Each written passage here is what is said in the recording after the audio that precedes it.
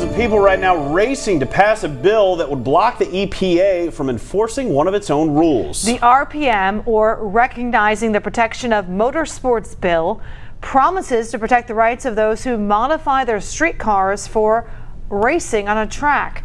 David Winter live tonight at Edgewater Sports Park. David, tell us more about this story. Yeah, it's an interesting one. You know, you could actually see the rubber that is laid down on this track here at Edgewater Sports Park.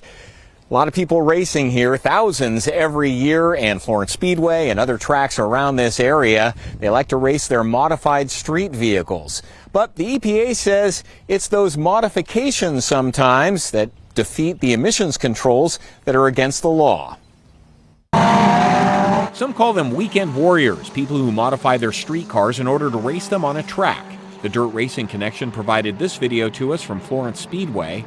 But the people who race say the EPA is after them. In 2015, the EPA ruled it was illegal to modify a car's emissions that was originally made for the street and turn it into a race car.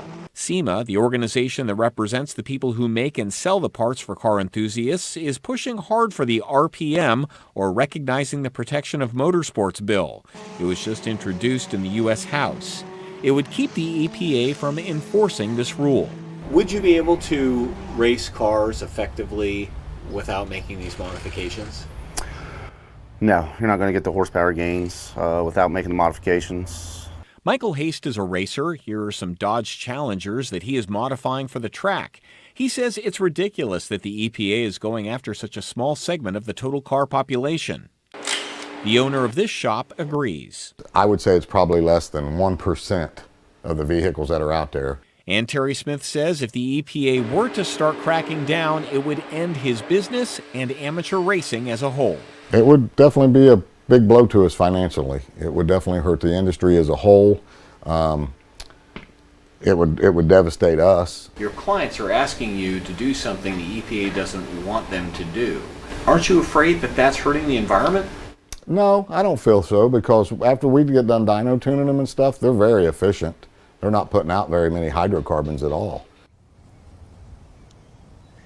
Now, we requested all day for the EPA to respond to us. They finally did about 15 minutes ago. They sent me a statement saying that the EPA has found that many companies that make and sell these aftermarket defeat devices claim they're for competition only, but cannot provide any information that shows that their products are used solely in competition. And they are fining people. This is just one of 25 settlements that have been reached so far this year from the EPA. This one for $48,000 from a company in Idaho that was selling defeat devices.